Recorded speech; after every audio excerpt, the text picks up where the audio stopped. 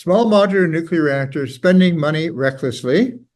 To understand the status of the nuclear industry, this is a very important background for understanding where we are right now. It's important to realize that the nuclear industry has been stagnant worldwide for the last 25 years, for a quarter of a century. 25 years ago, there were 438 reactors. Today, there are 442 reactors. That's just 4 more reactors in that entire quarter of a century. The actual share of global electricity provided by nuclear has gone down in that period from 17% to less than 10% today. And of course, electricity is only one slice of the energy pie. So that 17% 25 years ago represented only 3.3% of global energy. And today it's less than 2% of global energy. So when people talk about nuclear energy as a savior of the climate crisis, one has to be very skeptical of the potential of nuclear to fill that enormous gap. The nuclear industry has realized for a long time that this stagnation is not good for the future for them. And so they launched a nuclear renaissance, what they called a nuclear renaissance, around 2001. And at that time, they were anticipating that thousands of new reactors would be built around the world, certainly hundreds and maybe thousands. Large reactors, we're talking here about quite large reactors, not the small ones that they're ballyhooing at the present time. But this did not work well. In fact, there were only a handful of orders, and Westinghouse, in fact, bankrupted itself trying to build 4 large nuclear reactors down in Georgia and South Carolina, the AP1000 model. They had to declare bankruptcy. They've come out of bankruptcy since then, but they suffered $9 billion in losses from new nuclear projects. And in fact, the South Carolina abandoned 2 of those 4 reactors, even though they were largely built. So they wrote off billions of dollars in debt. And the 2 in Georgia are now operating, but at a great cost. The U.S. federal government had given $8.3 billion in loan guarantees on the financing of the 4 reactors. Private capital does not want to invest in nuclear. In fact, Wall Street advises people, their own investors, not to invest in nuclear unless there is a federal government guarantee of the loan, which means that you're really investing risk capital with no risk. Another example that was quite telling was the collapse of the French giant Areva. One of the stars of the nuclear renaissance was a reactor in Finland, the Olkiluoto 3 reactor, 1,400 megawatts, quite a large reactor.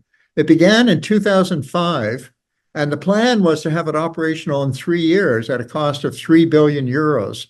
But in fact, it didn't start up until 19 years later at a cost of 11 billion euros, almost 12 billion. So it took 6 times longer to build than promised and cost 4 times more dollars than was estimated originally. And this is the problem with nuclear generally. It has suffered traditionally from large cost overruns and large delays in construction time. So this means that it's not a very good option for fighting a crisis. If you have a climate crisis and you have to act quickly, nuclear is not the way to go. In 2019, this is just 5 years ago, here's the state of affairs according to the American Society of Mechanical Engineers. This is in November 2019.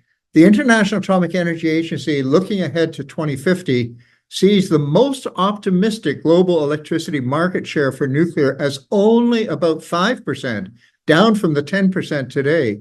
And in the United States and Europe, it steadily declines to between 3 and 5% of the market, constituting a potential for market failure.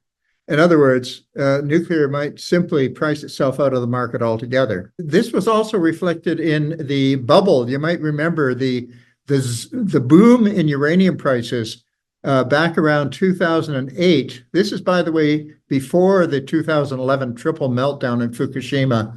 The price of uranium soared to a very high degree based on speculation about this nuclear renaissance, which in fact never really happened. And consequently, the price immediately dropped back down again and dropped even further down after the 2011 triple meltdown in Fukushima. It was all based upon a bubble, a speculative bubble that never materialized. So let's take a look at the competition. The competition in terms of non-carbon emitting energy is, of course, renewables. Renewable energy is, of course, primarily hydro as a solid baseload electricity, and then, of course, the more intermittent wind and solar. Well, if you compare the key expansion periods of innovative technologies using this same period, 2010 to 2020, this is the same period where the nuclear renaissance was supposed to be occurring. And you will notice that the annual deployment growth of batteries, solar modules, wind, onshore and offshore wind was very high. They were increasing on the average 24%, 13%, 19%. In the case of storage, 69% per year. And at the same time that it was growing in capacity, these same technologies were dropping in price like a rock. For example, solar PV modules, that's solar photovoltaics, were dropping by about 18% per year in terms of price. So the price was dropping like a stone, and it made it much more affordable. And very quickly, it outpaced nuclear, which was getting more and more expensive as time went on. The renewables were getting cheaper and cheaper and more abundant. If we look at the same period, 2010 to 2020, this is from the U.S. Energy Information Administration. You will see from the graph there on the left that the green line, which is the steepest line, is renewables. And the red line at the bottom is nuclear, which is not increasing very much at all. From 2010 to 2020, nuclear is pretty well flat, whereas the renewables are soaring very fast. And if you project that, if you extrapolate that into the future, you see that it outpaces everything else in terms of energy supply. That's basically the problem that nuclear has. It's got much cheaper alternatives, the competitors that it's combating with for the market share. If we turn to Wall Street, the most impressive company is Lazard, who predicts levelized cost of energy comparisons for their investors. And if you take a look at the three red bars that I've colored them red, they weren't red in the original, solar plus storage, wind plus storage, you'll notice that even the largest estimated cost of solar and wind is far less than the lowest cost of nuclear. Obviously, the fastest and cheapest option is renewables.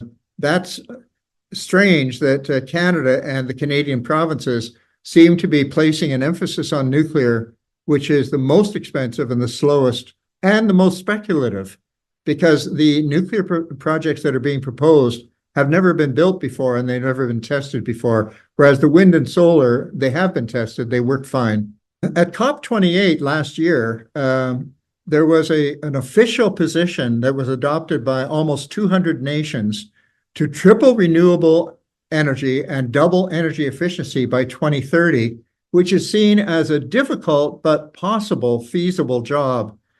Meanwhile, using the COP28 as a backdrop, but not being officially presented as a policy, there was a group of 25 nations that's recommended tripling nuclear power by 2050. Notice, please, that that's 20 years later than the target for tripling renewables. So 20 years later, you triple nuclear power, maybe. Most people, however, are thinking that is far too much money. In fact, in Belgium, when they had a nuclear summit discussing this very issue within that same calendar year, the bankers who attended that meeting said there's no way that the banks would finance this. They would not put up the trillions of dollars necessary to triple nuclear power by 2050. So it would have to be depending on government money. The International Energy Agency has predicted that in the next 10 years, 90% of all new electricity production facilities worldwide will be renewable. So let's now take a look at what the problem is with nuclear power. Why is nuclear power not able to compete better?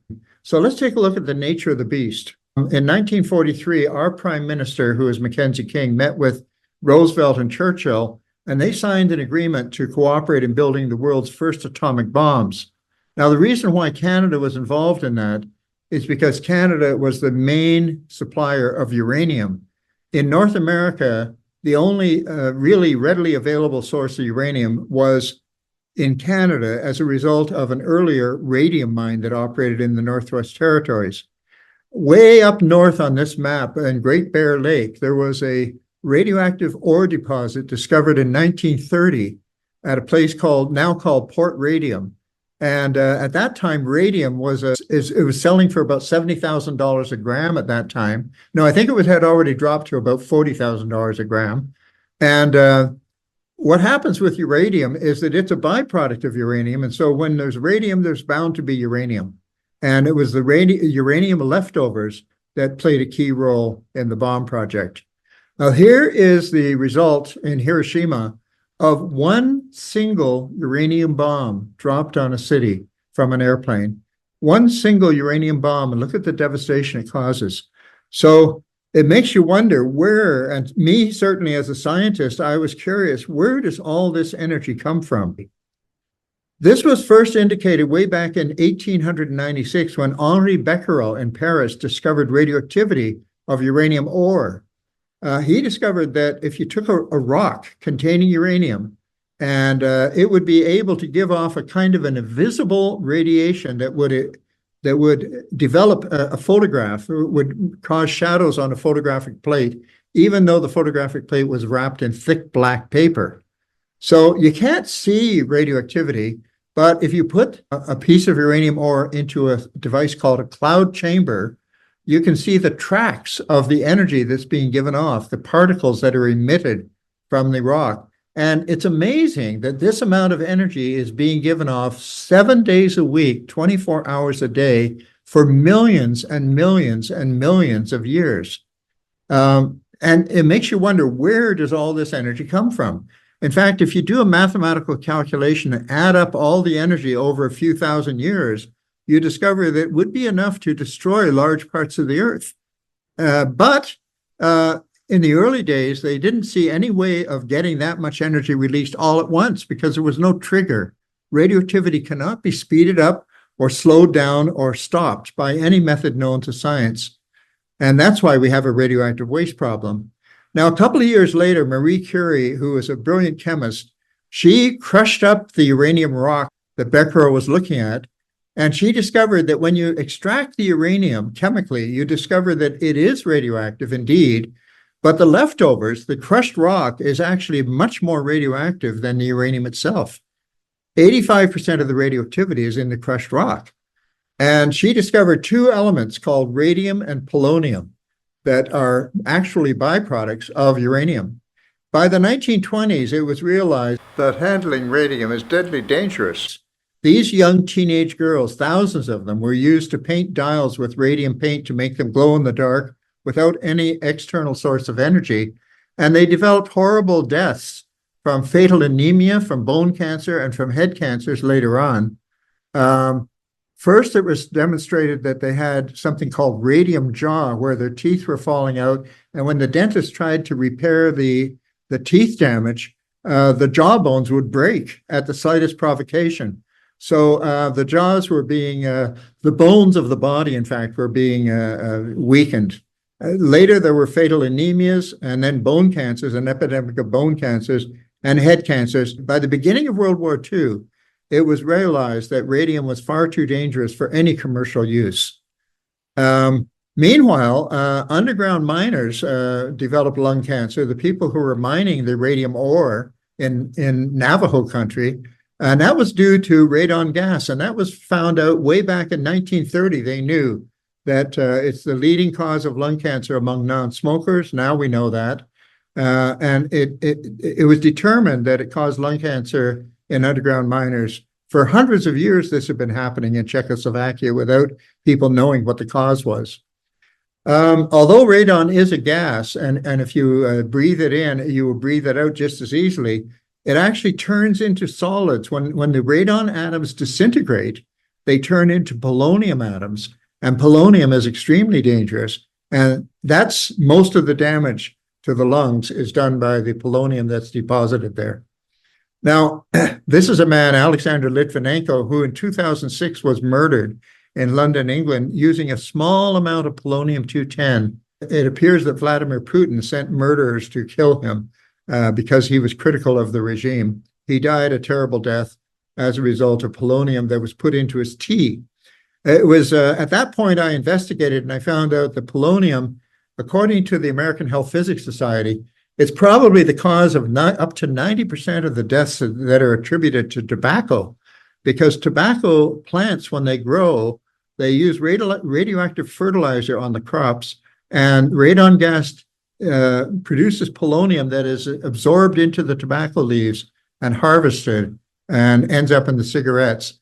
Meanwhile, the Los Alamos Nuclear Laboratory pointed out that weight by weight, polonium-210 is 250 billion times more toxic as hydrogen cyanide, which is one of the fastest acting deadly poisons that we know chemically. So the main point here is that tiny, tiny amounts of radioactive materials can be extremely dangerous.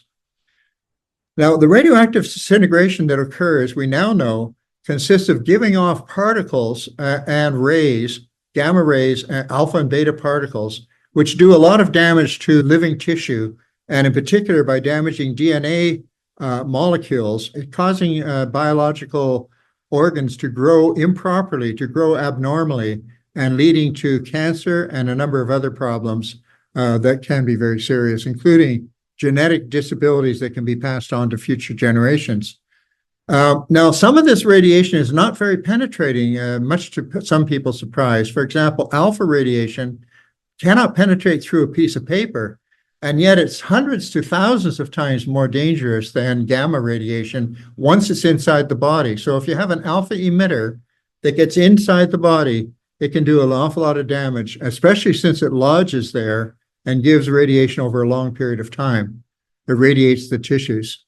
Here is a picture taken by my friend Robert Del Tredici through a microscope of a small particle of alpha-emitting material. It's actually plutonium in the lung tissue of an ape, and you can see those spikes are actually the tracks of alpha particles given off over a 48-hour period from that tiny speck of plutonium dust. And you notice the radiation doesn't go very far, but what it does is it damages the cells in the immediate vicinity, and those cells can many years later develop into fatal lung cancers. These lung cancers have a very high mortality, well over 95%. As early as 1931, there were documents produced by the Canadian Department of Mines stating that the lung cancer, bone necrosis, and rapid anemia are possible diseases due to the deposition of radioactive substances in the cell tissue or bone structures of the body. This warning was for the scientists in Ottawa who had to handle small amounts, not the ore carriers or miners in the Northwest Territories who actually faced large exposures from this material. And as a result, the village up in the Northwest Territories called Delaney is now sometimes called the Village of Widows, because so many of the men have died as a result of exposure to this radioactive material. When we mine uranium in Saskatchewan or elsewhere, we leave behind the crushed rock, which Marie Curie looked at. These are the radioactive uranium tailings, and they contain all the polonium, all the radium, and all the radon gas that was in the ore originally. And the effective half-life of this material is 76,000 years. It'll take 76,000 years for the amount of each one of those materials to diminish by a factor of a half. This 30-foot wall that we show here is in the Elliott Lake area of Ontario. It holds back a lake of 70 million tons of radioactive sand from uranium mining. A permanent legacy. Radioactivity is a form of nuclear energy that cannot be shut off, and that's why we have a nuclear waste problem.